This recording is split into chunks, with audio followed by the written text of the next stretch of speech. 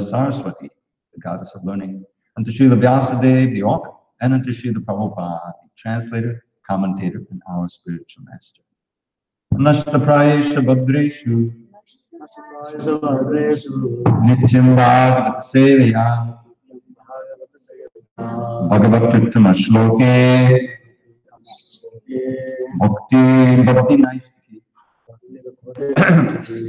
The regular attendance in classes on Srimad Bhagavatam, and by rendering devotional service to the pure devotee, all that is inauspicious within the heart is destroyed almost to nil. And loving devotion to the Supreme Lord, who is glorified in transcendental songs, is established as an irrevocable fact. Om Namo Bhagavate Vasudevaya. Om Namo Bhagavate Vasudevaya. Om Namo Bhagavate Vasudevaya.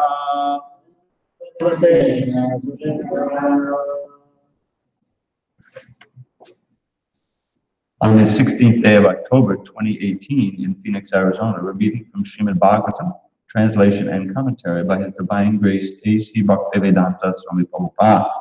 We are in Canto 3, Chapter 26, Fundamental Principles of Material Nature. Text number 4. Sa esha prakatim sukshmam daivim gunamayim vibhuhu yadrichayaivo pagatam avyapadnitalilaya sa esha prakatim sukshmam daivim gunamayim vibhuhu chayaivo pagatam avyapadnitalilaya sa esha prakatim sukshmam daivim gunamayim vibhuhu yadrichayaivo pagatam avyapadnitalilaya Saesha prakatim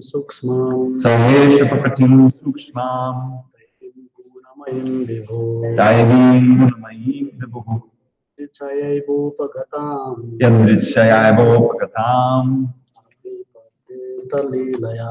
avyapadnitalilaya saesha prakatim sukshmam daivim gunamayim vibhuhu yadrichayaivo pagatam avyapadnitalilaya saesha prakatim sukshmam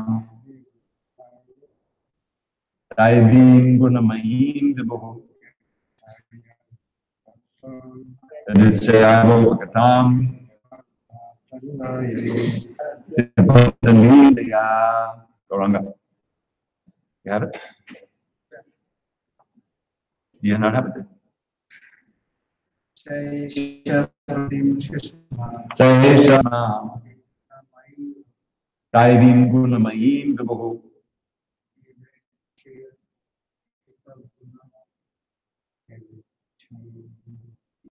yadrichayaivo pagatam then avyapadnitalilaya, please. Saesha prakatim sukshmam daivim gunamayim vibhuhu yadrichayaivo pagatam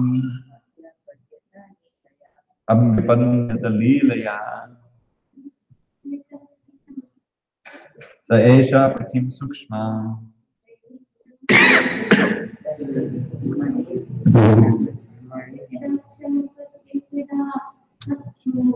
yadrichayaivo pagatam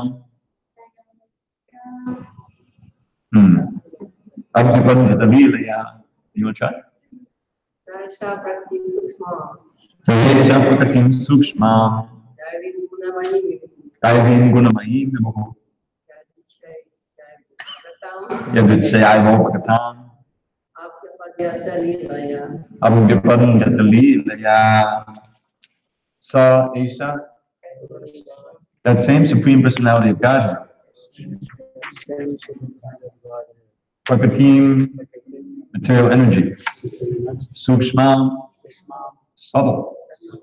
Daivi, related to Vishnu. Gunamayim, invested with the three modes of material nature. Vibhu, the greatest of the great. Yadruchaya, of his own will. Oh, come on. Give me some water. Water. Do I have water? Oh, okay. Okay. Vibhu, Yadruchaya, Eva, quite. Upagatam, obtain. Abhyapadyata, he accepted. Lilaya, as his pastime. Okay, give me a second.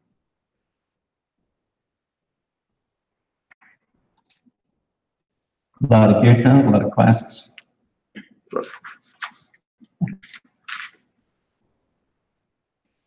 Translation. At his pastime, the Supreme Personality of the Great accepted the subtle material energy, which is invested with three material modes of nature and which is related with Vishnu. Report. In this verse, the word Gunamayim is very significant. Daivim means the energy of the Supreme Personality of Godhead, and Gunamayim means invested with the three modes of material nature.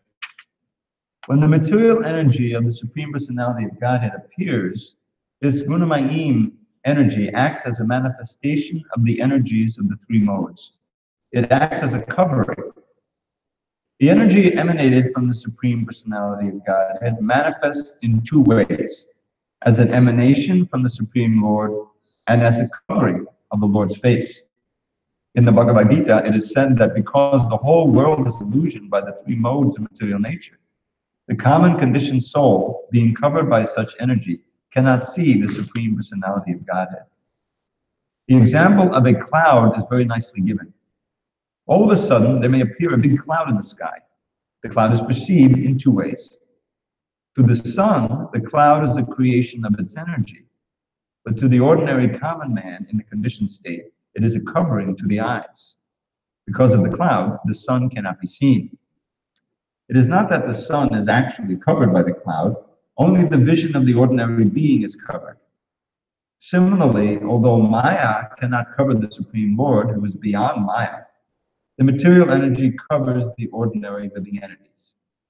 Those conditioned souls who are covered are individual living entities, and he from whose energy Maya is created is the Supreme Personality of Godhead. In another place in the Srimad Bhagavatam, in the first canto, 7th chapter, it is stated that Vyasadeva, by his spiritual vision, saw the Supreme Lord and the material energy standing behind him. This indicates that material energy cannot cover the Lord, just as darkness cannot cover the sun. Darkness can cover a jurisdiction which is very insignificant in comparison to that of the sun. Darkness can cover a small cave, but not the open sky. Similarly, the covering capacity of the material energy is limited and cannot act on the Supreme Personality of Godhead, who is therefore called Vibhu. As the appearance of a cloud is accepted by the sun, so the appearance of the material energy at a certain interval is accepted by the Lord. Energy is utilized to create the material world. This does not mean that he is covered by that energy. Those who are covered by the material energy are called conditioned souls. The Lord accepts the material energy for his material pastimes in creation, maintenance, and dissolution. But the conditioned soul is covered. He cannot understand that beyond this material energy, there is the Supreme Personality of Godhead, who is the cause of all causes. Just as a less intelligent person cannot understand that beyond the covering of the clouds, there is bright sunshine. Om Jnana Timirandasya Jnanandana Shalakya Chakshu Unmidatamrena Tasmai Shri Gurave Namaha. I was born in the darkness of ignorance. My spiritual master Srila Prabhupada opened my eyes with the torchlight of knowledge. I offer my humble obeisance unto him and all members of Sri Parampara. So now we're beginning to understand how this material world comes about. Srila Prabhupada explains in the very first purport of the Bhagavatam to 111 how any intelligent human being, someone a little bit inquisitive, looks up into the sky and sees these stars and sees all this vastness and wonders, how did this all come about? Where did I come from? Ask these important questions. Oftentimes, I know when I was a kid, I did that. We got a chance to go out into the country periodically, and we looked up into the vastness of the Milky Way, and it's just an occasion of wonder.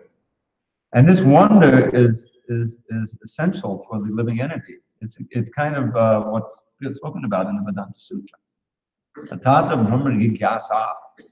One should be inquisitive, should question, where did everything come from? What is the source of everything that we see? Now, if one is fortunate enough to come in touch with the source of real knowledge, such as Srimad Bhagavad Purana as given by the Mahabhagavat, then inquisitiveness can actually be answered and satisfied. And that's what we're experiencing here. This is one of several descriptions in the Bhagavatam of the creation, of how it comes about. Yes, God said, let there be the material world, and it was. But that's not satisfying for the inquisitive mind, especially, as Prabhupada said, modern day, the scientific mind wants to have a more detailed understanding. And that's being described here.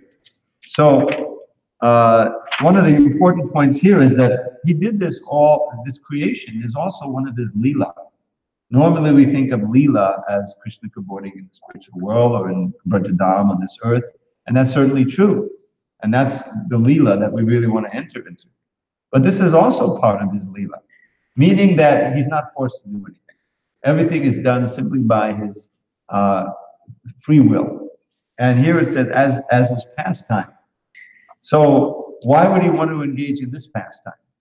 I mean, it's described, Rasal Vaisaham, that Krishna is personified rasa, and he relishes these loving exchanges in the spiritual world. He lives for that. And yet, there's this whole other realm of pastimes, as we know, as just revealing in the material world. Well, this is the whole material world is created really for us because we needed it. We can the spiritual world is characterized by everyone in complete harmony with the will of the Lord. That's kind of the basic principle. Whether you're in Vaikuntha planet or you're in Goloka Vrindavan, it's all being done in harmony with Krishna's will. And that's a state of extreme bliss. That's really our blissful nature. As soon as there's some discord in there, as soon as there's some separate will that develops, and that's what false ego means, this rebelliousness, then the person can't stay there. They have to have their own place. And unfortunately, there are numerous souls like us who have that desire to not be harmonious. Just like in a temple environment, there are certain rules and regulations. If everyone is following, it's very conducive to advancement in devotional service. Everyone is happy. But if someone comes in there with a opposition and doesn't want to do the program, you can't stay. It's too much disturbing. So like the temples are supposed to be little mini Vaikunthas. That's what we strive for. Nothing going on but glorification of Krishna, Krishna service, everybody happy. So the first thing that's going on is he accepts this subtle material energy. Now this word hasn't been used here, but it may appear in future verses. This is called pradhan. Pradhan is the unmanifest sum of all the material energy. The modes of nature, everything is in kind of suspended, nothing is moving because it's all very subtle. When it becomes the Mahatattva is manifest. And then with the glance of the Lord, everything starts to happen.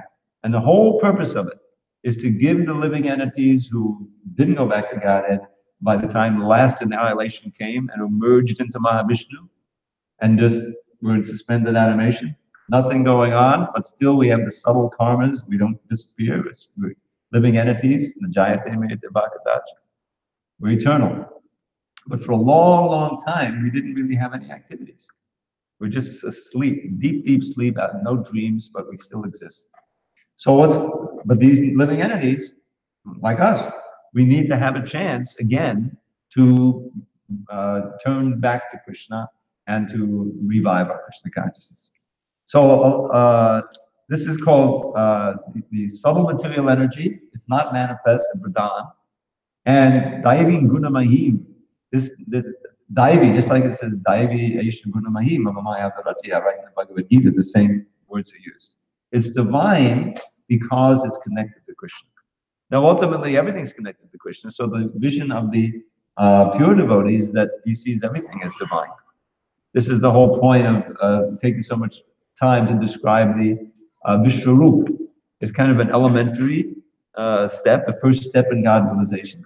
But it helps us to see this world as divine. It's kind of the divine body of the Lord. Don't just see mountains, don't just see seas, but see it as one complete whole, as the Lord's external body. And then everything we see should remind us of God, Krishna. So yadrichaya, this word yadrichaya means as he likes, by his own will, by his own will. Krishna's will is supreme. It says satya sankalpa. If he wants to do something, it's going to happen. His will is in unstoppable. So yadrichaya upagatam, he obtained a padita lilaya. He took on, or he manifested rather, this subtle material energy, which is the first stage of the creation. And we'll see how it develops step by step. And it's all for these two purposes, actually. This is explained in the 87th chapter, again, in the Vedas personified prayers. The question was, how can anything material, such as material sound, after all its vibration, how can that give us access to that which is beyond the material? This is a good question. The Vedas are, after all, they're sound, and but that's matter. That's material energy. How can that connect us to Krishna? And the answer was that Krishna has created this sound, and he's created our ears and our mind and everything, just for two reasons. One, so that we can try to fulfill all of these unfulfilled material desires, and two, so that we can use them on the proper guidance for transcending material energy and going back to God. This is twofold purpose. But most people don't understand the second purpose. And we're simply involved in interacting with this material energy, trying to survive, trying to enjoy, trying to escape from danger, going through our lives in that way. Establishing various relationships that breaking up, relationships with elements of matter and relationships with other living beings. But it's all like a big ocean. In the ocean, nothing is steady. I live on the ocean in the Pacific Beach. And you go out and you see the waves constantly coming. And there's so many bubbles floating. Sometimes it's called flotsam and jetsam. You know what flotsam and jetsam is? Have you ever heard that, sir? Learned this something new. It's not a Sanskrit thing. Yeah, flotsam and jetsam. Flotsam and jetsam means all the little things floating in the ocean. Now there's so much plastic floating. I guess that's flotsam and jetsam. But I mean, little twigs and things. So sometimes bubbles, so they come together for a short time. One little stick gets hung up on another stick, But then in a few seconds, they separated forever. So we're just like that.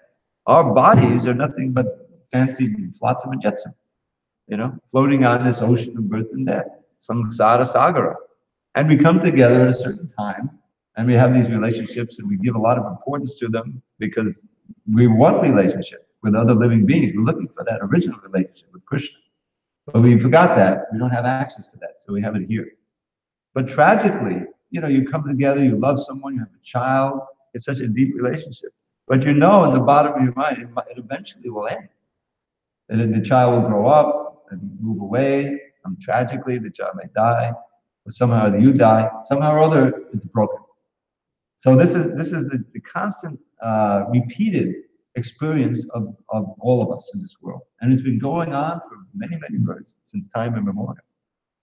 So the idea is that Krishna is given the chance for us again to reestablish and reawaken our relationship with him.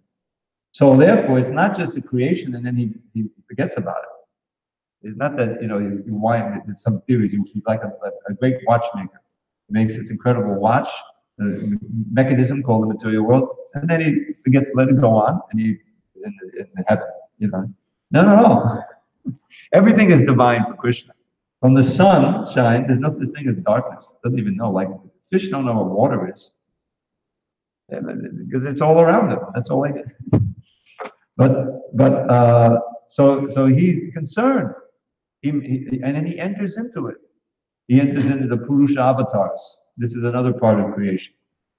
So Mahavishnu, he expands, and Balaram expands his Sankarshan, the Chaturbhuva, second Sankarshan, and then Mahavishnu, and he's lying in this causal ocean. You read it, Sarvakarana Karanam. And then when he wakes up and glances at this Mahatattva, then all the living entities, we're part of that group. We enter in, and gradually we begin to take up our positions that we left in the last. It's a long and painful process, really. But that's the purpose of it.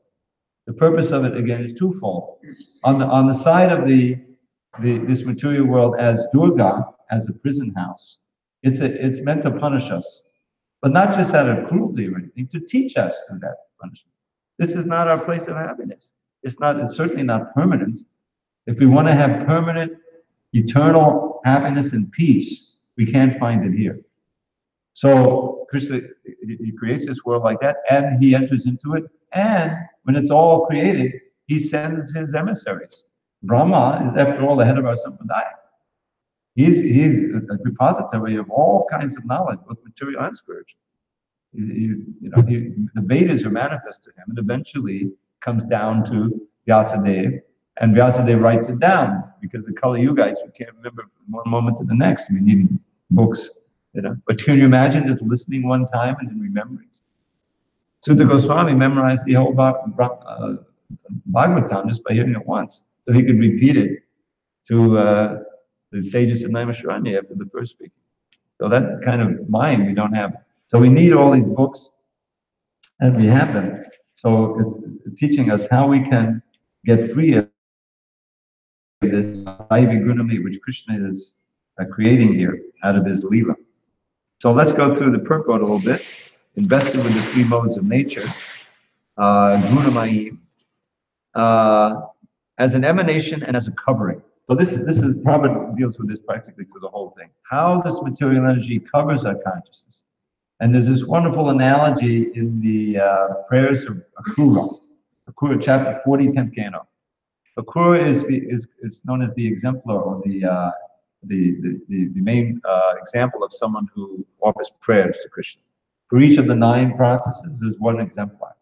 For chanting, Shukadev. For hearing, Parikit. For remembering, Prahlad, and on like that. And for offering prayers, Vandanam, it's Akrura. So there's actually 3 or 4 sets of prayers of Akrura in the Bhagavatam, you see.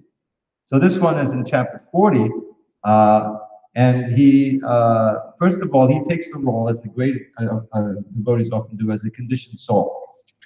And first he says, I forget the Sanskrit a little bit. He says, everyone in this material is wandering up and down according to their karmic activities. They're all in prison like that. But then he says, I'm like that too. I'm also covered by the material energy. I'm identified with my body. I'm struggling in so many ways. And then he gives this verse, and the result of my bewilderment by the material energy, anityanatma dukkeshu vipari materiyaham dvandvaramo dhamo vishta najane twatmana priyam. So this is a very nice little description of the material condition that the illusion soul finds himself. Anityanatma dukkeshu. I'm taking that which is anitya. You know what anitya means? What does nitya mean? Permanent. Huh? Permanent. Permanent. And anitya? Temporary. So I'm taking that which is temporary, this body and my material situation, to be permanent. Isn't this the most amazing thing? Yudhishthira was asked by his father, Yamaraj, out in the forest. You know the story of Mahabharata? What is the most amazing thing? And the answer is ahanya hani bhutani kachanti himalayam sheshavan vichanti kimaschayam atakvaram. So day by day, uncounted souls, just think human souls, the only human souls go to Yamaraj, are dying. I don't know what the total is, but it's millions. Millions are being born, millions are dying. There's more being born and dying. Gradually, the population increases. But millions are dying, and they're being taken off to Yamaraj. Well, most of them are fairly sinful. Okay, but those who are left, the remainder, we're staying here. We are acting as though we're going to be here forever. We think everyone is really thinking that. Well, yes, my grandfather died, and my friend died, but as for me, I'm okay. I'm good. Yeah, I'm not going to die. We live like that, even though we know logically, well, I'm not going to live forever. So this attitude of trying to make a permanent solution in the middle of an ocean or a forest fire, that's deep illusion. So he says, that which is temporary, I'm taking to be permanent.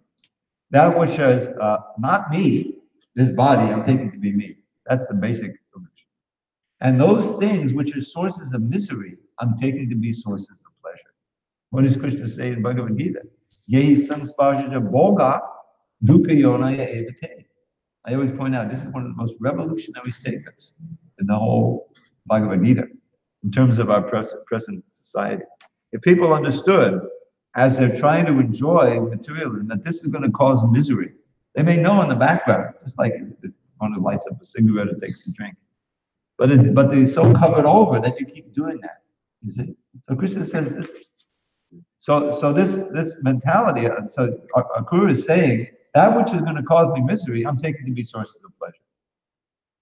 And therefore, I'm trying to enjoy the dualities of this world and entering further and further into darkness. And the greatest tragedy of all, my Lord, is actually praying to Krishna in the middle of the Yamuna, when he's taking Krishna and Balaram to Mathura from Vrindavan.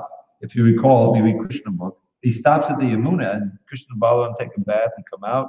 And then Akrura goes in, and he sees them in there, and he goes out, and he's puzzled because they're still on the chariot. And he goes back in, and he sees Sankrishan, and he sees Krishna there. And he offers these prayers. That's what this prayer is. So, my dear Lord, I'm trying to enjoy these dualities and in all this illusion. I've completely forgotten that you're my dearest Lord and friend and master. And then he compares, and the reason I brought it up, because it's called the covering. He's covered. Yatabudho, I'm just like a foolish animal. Jalam hitva, parichanam tarundavai, abheti mrigatishnam vai, tanvatam paramukha. This word paramukha means turning away from the face. If you really want to insult someone, if they're speaking to you, turn your back on them. You know, that's what we've done with Krishna. Ishara peitasya. You turn away from Krishna. That's why we have this injunction: don't sit with your back to the deities. I can see it's very good. No one is sitting with their back to the deities. But you can see. So Paramuga. So he says, just like a foolish animal. Now just visualize this scene. There's a desert. It's not too hard to visualize. You're in the middle of one. So suppose you really go out in the desert, and you're out there, and it's just cactuses and dry sand. You see. But then off in the distance, you see there's an oasis. Okay, let me go over there. And you go in the oasis, and there's water there, there's verdant growth. So you wander around in the oasis a little bit, and then you get thirsty. You see? So you have to be standing at the edge of this oasis. And right next to you is a pool of pure, cool water. But it's covered over with growth that's come up from the water. Different plants and things, so you can't see it. You don't know it's there. And you look out in that desert, and there's this wonderful lake. You see it, and you run out there, but it's a mirage. When you get there, there's nothing there. You know what a mirage is? Mrigatrishna, that which the animal thirsts after. Yes, mriga is really a deer. There's another go. Interesting, Sanskrit language. So so we're like that. We have this ocean of happiness in our heart. The famous reservoir of pleasure, Krishna's there, right? And we know that Shama Sundar is in there from the Brahma Samhita. Premanjanachari, the Bhakti Vilochane. Those who have achieved love of Godhead can you know, their eyes are coated with the salve, as they pronounce that word, by the way, salve of love. They can see Shamasundar within their heart, of course, externally. So that means he's there. And wherever Shamasundar is there, the whole spiritual world is there. I'm quoting Prabhupada. It's not that he's standing there alone. So everything is there within us, but we can't perceive it. We forgot. We're covered. Just this material energy grows up from the Lord and covers the Lord, covers our vision of the Lord. You see that? So what we need is to see what's already there, and that comes from purification of the heart, and purification of the consciousness. And we can understand all of this, the things that have been covered. And another analogy, of course, is the sun being covered by the cloud, which is produced by the sun. It evaporates water. You see. So the cloud is dissipated, and we can perceive what's already there. So, Prabhupada deals with that a lot. Darkness, the famous verse. What's the motto of the Bhakti Guided magazine? Nowadays, many devotees only know we have a magazine. In my day, Prabhupada says, this is the backbone of the movement. Why? Because Prabhupada began distributing those BTGs, and when he came to America, that's what was first distributed. And devotees also got that magazine. You know, Prabhupada did all the books, and the devotees were supposed to write. Of course, we printed this lecture. So I was there at the height of the distribution in the late 70s. We printed one issue, 1 million, and it was kind of ironic because the devotees were distributing so many. Devotees would go out, distribute 200 a day, 300 a day, you know. But then that was for the December marathon. We used to call it the Christmas marathon in 76, 77. I think that was the time. And the end of 76. So we printed 1.5 million because the devotees were fired up, you know. But on a morning walk, just before the marathon, I was, you know, what really pleases me more is reading my hardbound books. And as soon as he said that, the BTG distribution kind of clicked the magazine in the warehouse for a long time. But the point is that the magazine probably gave this motto. What is it? Krishna is just like darkness. Wherever Krishna is, there can be no Maya. Krishna Surya Sama Maya Vai Andhakar. Yahan Krishna Taha Nahi Mahe Adhikar. So that's the Bengali. It's right in the Chaitanya Charitamrita. That Krishna is always wanting to enlighten us. We just have to go out in the sunshine. In other words, by chanting the holy name and following the principles. And that enlightenment, which is it's not just knowledge, it's also bliss, it's also eternal life. It's all elements there. Comes from just putting ourselves in association with Krishna. And the most important way is, of course, through the holy name. But reading Bhagavatam is also a very important way. So the sun is powerful. Darkness is a negative thing. Darkness can't cover the sun. Darkness is simply an absence of the sun. So if we let the sun shine into our lives, then darkness is dissipated. You know, that's the idea. Otherwise, you know, we made under the modes of nature, we'll be forgetting Krishna. Again, we'll always have that threat of forgetting Krishna. And sadly, by the history of this movement, we've seen even someone who has developed Krishna consciousness is doing very well in Krishna consciousness, doing so many things. By offenses, Krishna can take away your ability to relish the chanting, can take away your inspiration to associate with devotees. In other words, again, you can fall into complete forgetfulness. There's no safe place in this material world until you're on the platform of complete prema bhakti. So we should feel that urgency of calling out to Krishna.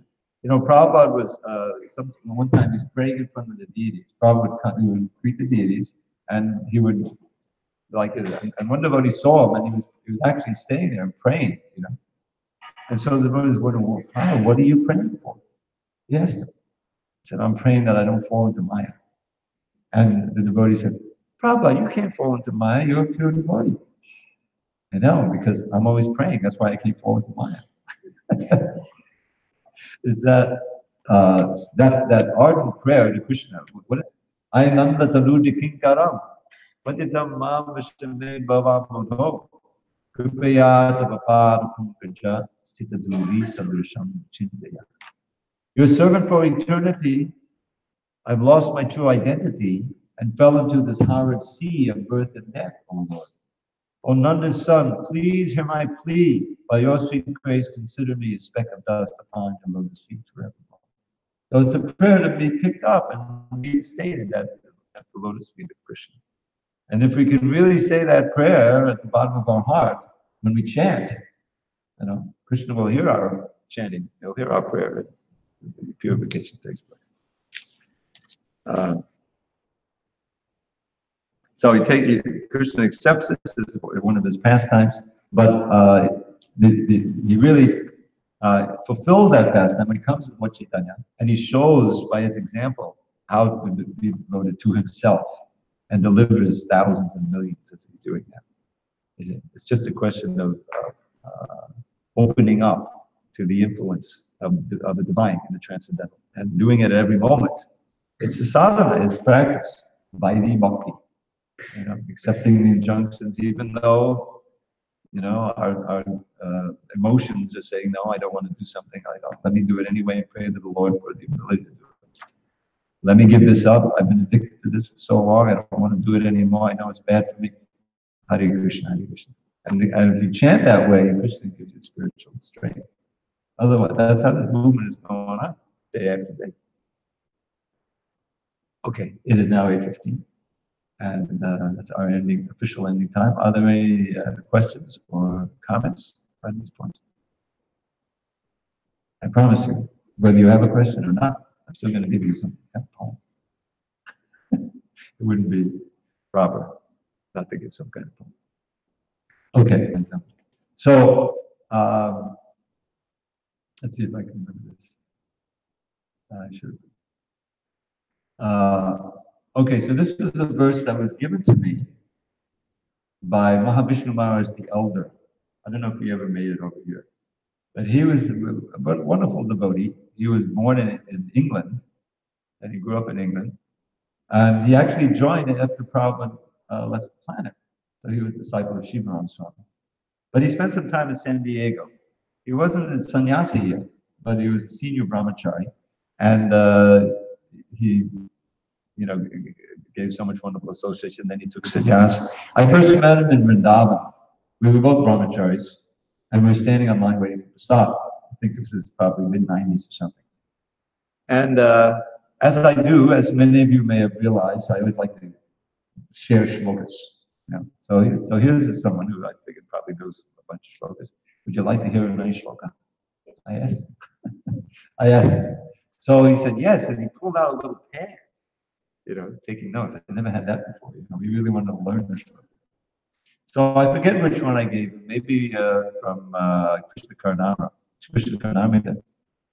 I forget which one, but he gave this verse, which I later put into a little poem. It's a serious verse, which he said was from Padma Puran. Padma Puran is very vast. I'll tell you a little sure where the verse is from. He just tells from Padma Puran, and no one will check it. So, Deheshti Mangsa Rudirevi Matam Chachasva. Jaya Sutari Sadam Batam Vimuncha. Pushyani Sham Jagaditam Chanabunga Tishtam. Vairagya Raga Rasako Bhakti Nishtam. So this is kind of it's a chutney verse. It's a hot chutney verse. Don't love the body, just a bag of flesh and blood and bone. Give up for all you think you own. At every moment, see that your world totters on destruction. Become detached and learn to love the Lord without obstruction. Now, I always point out that I didn't really do complete justice to that last line because, with poetry, you have to kind of. So, the beautiful Sanskrit is Vairagya Raga Rasika. Vairagya Raga means get attached to detachment from this material world. And the only way to do it is become simultaneously attached to Krishna and everything related to Krishna. So there it says Vairagya Raga Rasika. Become a Rasika. Now, all of us are Rasikas to one degree or another. But real Rasika means that every moment tasting the rasa, the relationship with Krishna, The point is that that relationship is eternal. And if we purify ourselves enough to become aware of who we are, and this is the ultimate goal, through the spontaneous devotion, a relationship at every moment. There's no satiation. So Bhava Bhakti Nishtam, become fixed. We've been studying that, become fixed in devotion. So, but one has to realize with an open heart and mind what this world is like. This body is not our own. It's just a bag of blood and bones. This is not us. I mean, it's not nice to think like that, but sometimes it is good to think like that, so you don't get too attached. Now, here's a thought that many of you probably never had, because I only thought of this recently, and it's not from the Shastra. But just see the mercy of the Lord allowing us to serve Him, even with our contaminated consciousness and everything else. Deity worship. Prabhupada gave two basic principles for deity worship, for good deity worship: punctuality and cleanliness. Right? This is every Pujari should know this. And so that cleanliness is so important. You have to keep all the paraphernalia clean yourself. You can't go on the altar unless you're clean. Right? Take a shower. You have to say mantras to your subtle body. So and everything has to be very purified on the altar. Now, but when we go on the altar, no matter how many showers you take or whatever, cutting your fingernails, whatever, you do everything right, say all the mantras. Still, the actual fact is that this body is a bag of blood and bones. If you go on the altar and you say, "Can I put this bag of blood and bones in this?" and they'll kick you right out of the temple. Right? You can't take a bag of blood and bones on me. It's all contaminated. But Krishna allows us to come on with our inevitably impure body and serve Him, touch His form, and everything like that. So understanding that mercy is He's made, because what else are we going to do? Work with this body, as impure as it is, we make it as clean as possible. But still, it's by nature not pure. Still, yes, serve me with your hands and your eyes and glorify Him. So that should really appreciate the mercy of the Lord. Okay, one more, just a totally blissful verse. A prayer. This is a prayer. And it's a meditation on Krishna. Remember, I mentioned Vandanam as glorification of Krishna, and often bowing down and some requests. So he says, Bhujanga Prachanda Kas Pudakanda Chudankure. This is Rupa Goswami. Nirankrishta Ganchada Brahmina Bodha Bringa Brahme. Patanga Duhitus Kati, Vanakutire, Padaspurutu Me Mahus, Twaimukunda, Shudharati. Shudharati, pure love. So Rupa Goswami is teaching us how to pray. He's meditating on Krishna, either in the deity or in his mind. You wear the best of crests, a crown of peacock, perfect peacock plumes. You wear the best of crests, a crown of perfect peacock plumes. Your dancing glances stun the bees meandering amidst the blooms. You relish love play in a cottage by Kalindi's shore. O Krishna, may pure love for you be mine forevermore. So this is a perfect prayer. I can give you that, or make all my poetry available if you want. I'm going to leave it with you. Okay, I've got USB stick. I'll give you this evening. I took it home by Okay. mistake. All right. I'll put it on there. All glories should probably.